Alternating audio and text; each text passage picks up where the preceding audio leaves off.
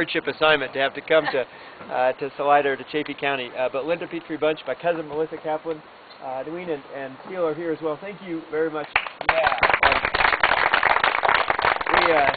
We've been driving around the state in a vehicle called the Backbone Express. I'll tell you in a second how we got that name.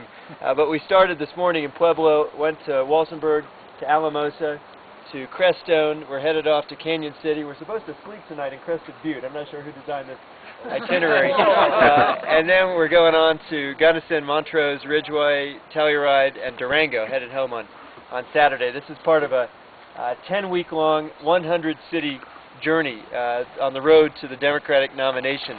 I met a guy at a cookout in Commerce City a couple weeks ago. He said, I drive a truck for a living. He told me he puts about 600 miles on an 18-wheeler every day. I said to him, I kind of know how you feel. And he said to me, he came up to me and he said, you know, you're the first politician I've ever met. I said to him, I'm really sorry to ruin your record. You had a pretty good streak going there. He said, that's all right, just promise me one thing. I said, okay, I will. He said, just don't get indicted. It seems to me you have really raised the bar, the expectations for public officials. I'm running for the U.S. Senate because I believe it's not enough just for us to expect our public officials to avoid indictment or conviction. We ought to. Where's Ann, who was giving me this advice on the way in? Ann said to me two things, two good pieces of advice I got on the way into this party tonight. She said, aim high, and I agree. And she said, show up. I think that's the least you can expect of the people you send to public office. I'm lucky to have the support of so many friends. Greg and I went to college together many years ago. He's now got a wife, two beautiful kids, a great home, a wonderful job. I've got a stump. And a dog. And a dog, yes. I don't want to leave the dog out.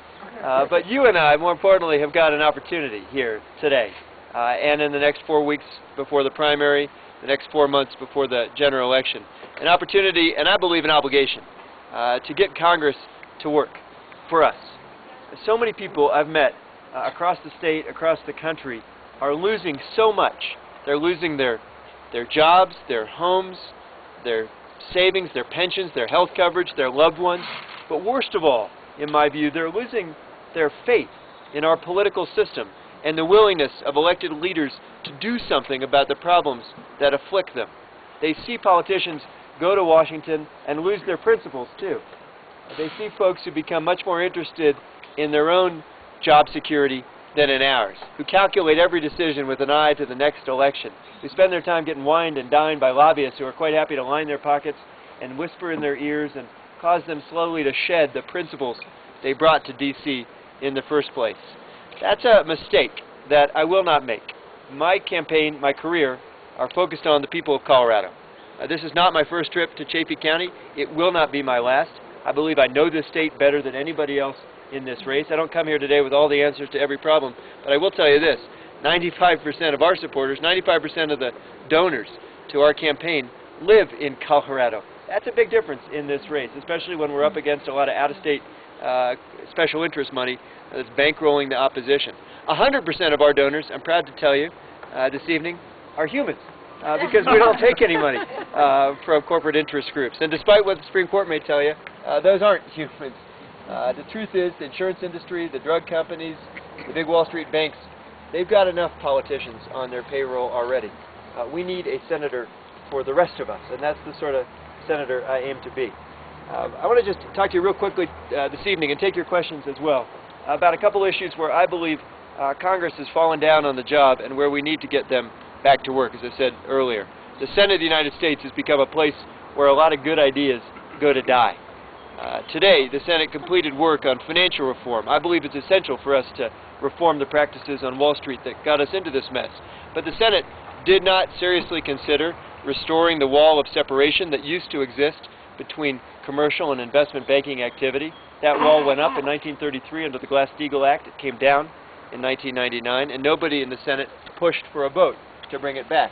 They did take a vote a few weeks ago in the U.S. Senate about whether banks should be allowed to become too big to fail. My take is, if you're too big to fail, you were too big to exist in the first place. I don't think we ever want to get back to the point at which some of the nation's most powerful financial firms can hold the government and taxpayers at gunpoint and force us to bail them out. That's why I would have voted for limits on the leverage that big bank holding companies are able to incur. My opponent voted against it. A majority of the Senate voted against that proposal. The fellow I'm running against has now rocketed to the number 6 spot on the list of big bank money. He's received more cash from Wall Street than all but 5 other members of the U.S. Congress. This is a competition I don't aim to win. It's a conflict of interest, and it's one you can avoid by turning down that kind of money in the first place, as I am. I'm the only candidate in this race, in fact, and one of the few in the country who doesn't take a dime of special interest money. And if you want to see the impact of that money on public policy at its most naked, its most obscene, you should just follow the debate that the Senate isn't having over climate change legislation. I want to talk about this for just a moment because I believe you and I have the best chance we may ever see to revolutionize energy policy in America, to end our addiction to fossil fuel, and to accelerate our transition to renewable energy, to wind, to sun, to biomass, and especially here in Chaffee County to geothermal energy sources.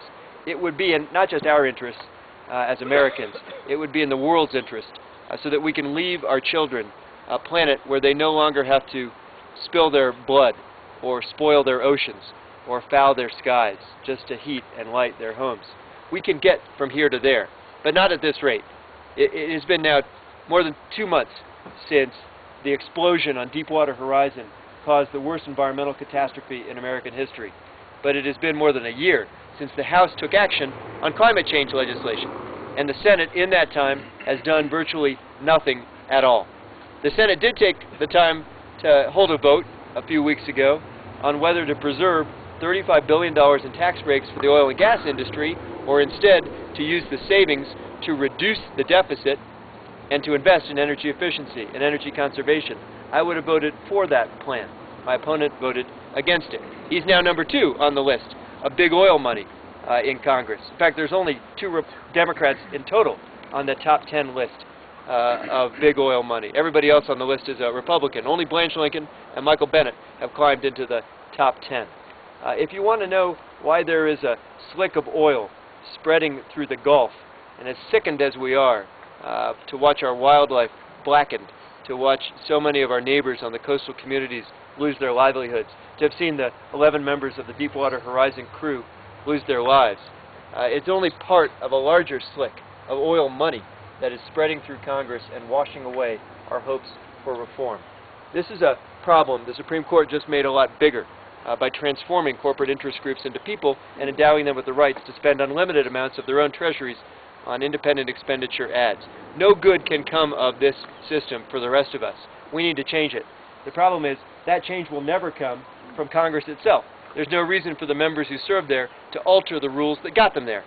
So what we're doing in this campaign is to lead by example, to turn down that cash and to turn instead to a broad coalition of ordinary folks, people across this state and across the country who will help us take our democracy back. I believe when a grassroots campaign like ours wins a race like this without a dime of special interest money, our victory itself will send a shockwave to a town that needs one, so that Wall Street doesn't become the source of all campaign contributions for members of Congress, and so that Washington learns you can get elected to this kind of job, not just by trolling for dollars on Wall Street, but actually by listening to people on Main Street. That's the approach I've taken in this campaign, and I hope you'll join this cause. I'm quite happy to take your questions, and really, really appreciate your consideration and to the fellows your hospitality tonight. Thanks.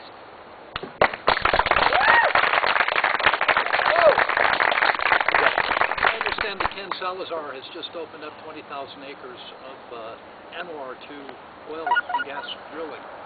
That says it today. And how would you deal with him?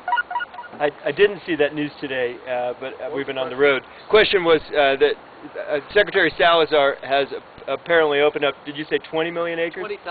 20, yeah, it might be 20 million. It's a lot of it. It's a lot of it. In the Arctic National Wildlife Refuge to drilling. Here's my take. Before we open more of our land or more of our oceans to drilling, we ought to make sure that the companies that engage in that practice have the technology to prevent a blowout or a spill, the technology to remedy an accident like that as swiftly as possible, and the responsibility to clean it up and to make the victims whole. I support